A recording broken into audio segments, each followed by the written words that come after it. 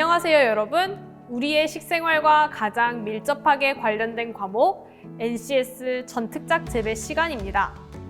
여러분, 우리가 건강을 유지하기 위해서는 어떤 방법이 있는지 한번 말해볼까요? 네, 영양가 있는 음식을 먹어요. 아프다면 약을 먹습니다. 네, 마지막으로 하나 더 말해볼까요?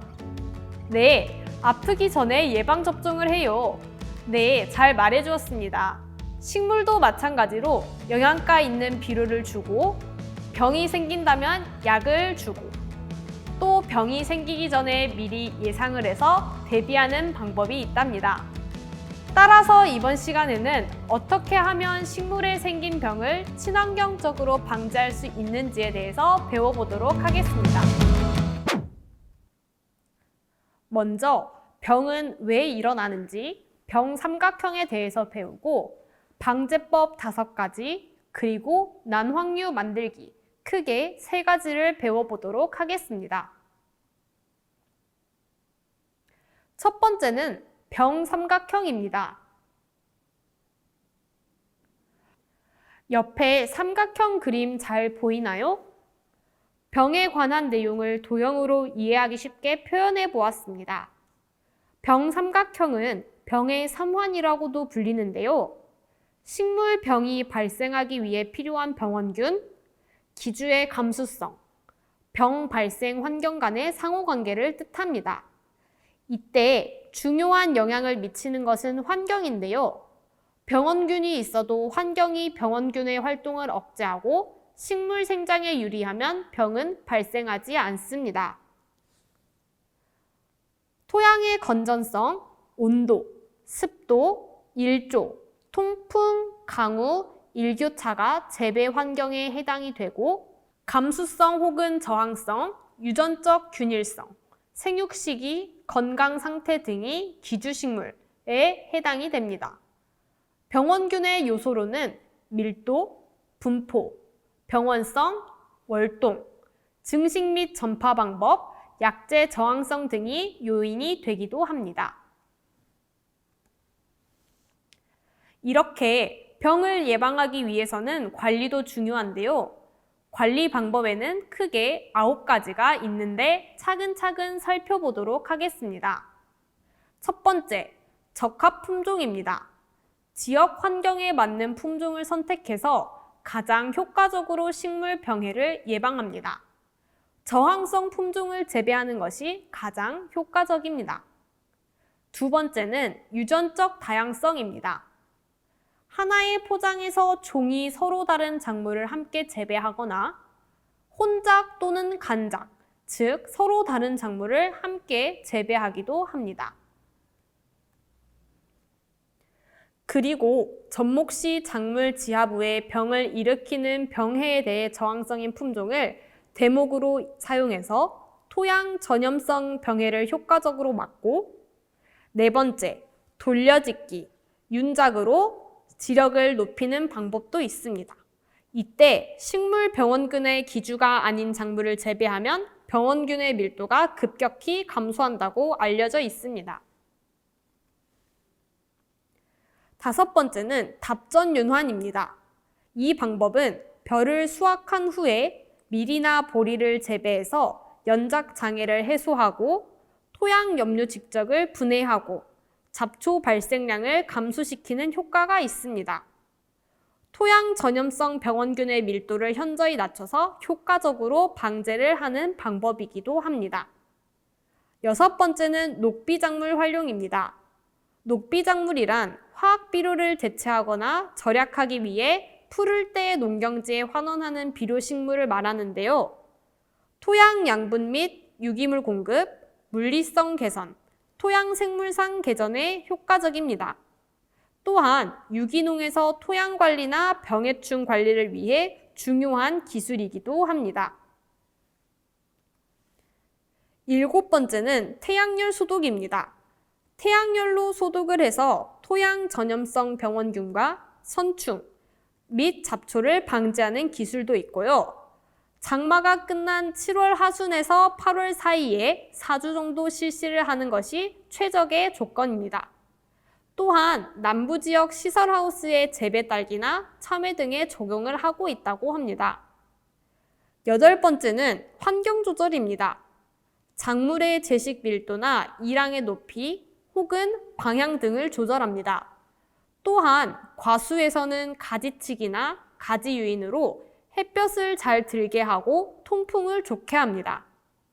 작물 주변 환경을 조절해서 수량을 증가하거나 품질을 향상하거나 병해충 저항성을 높이기도 합니다.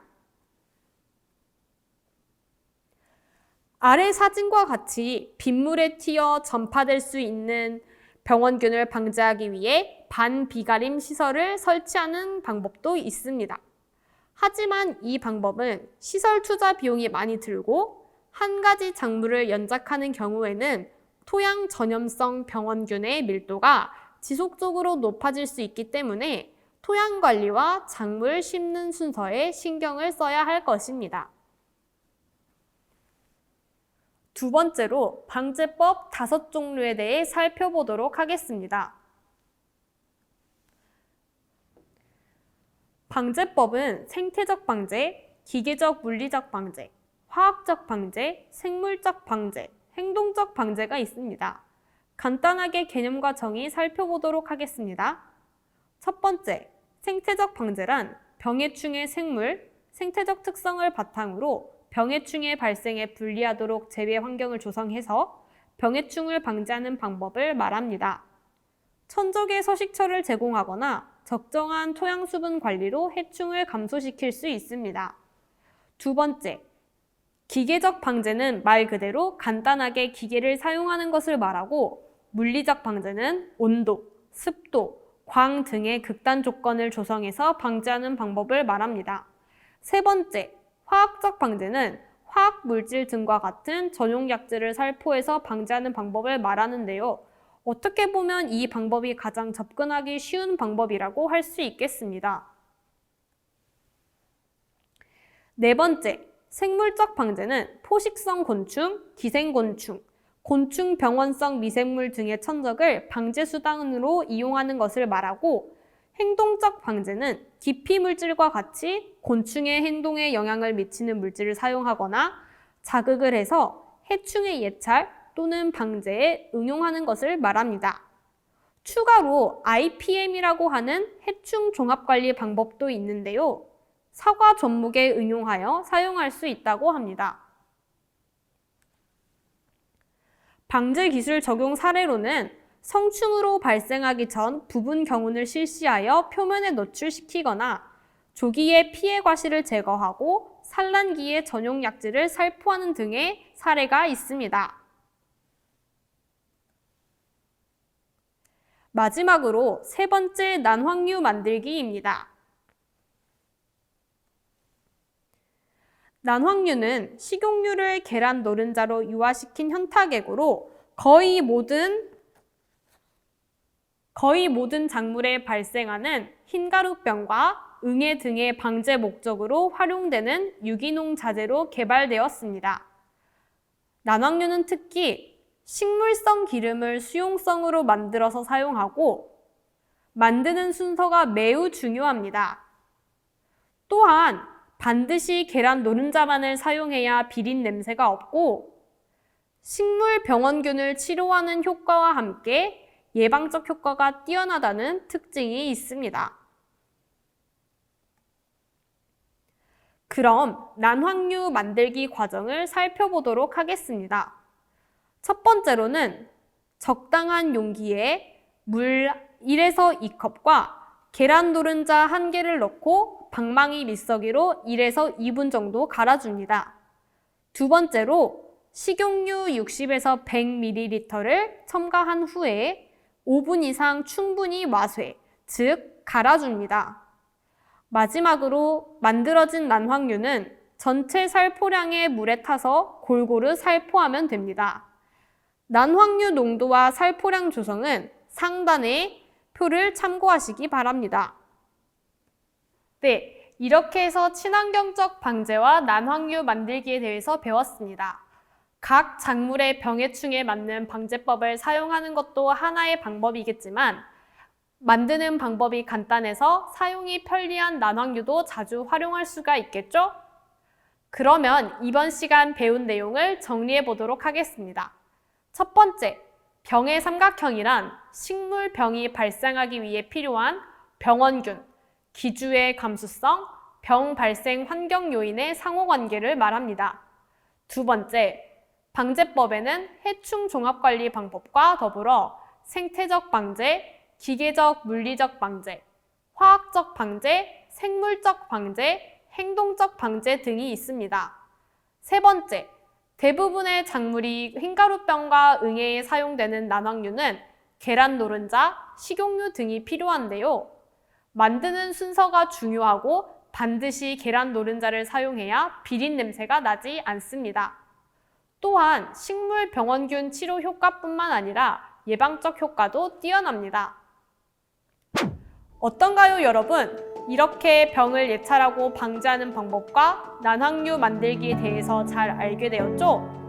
특히 병해충 발생 생태를 조사할 때에는 개인 블로그보다는 농촌진흥청과 같은 농업 관련 정부 기관의 정보를 활용하는 것이 정확한 정보를 알아가는 방법이 되리라 생각됩니다. 여러분, 오늘도 열심히 수업을 들어주어서 고맙습니다. 뜻깊은 배움의 시간이 되었길 바라며 다음 시간에 또 찾아오도록 하겠습니다. 그럼 다음 시간에 만나요. 안녕!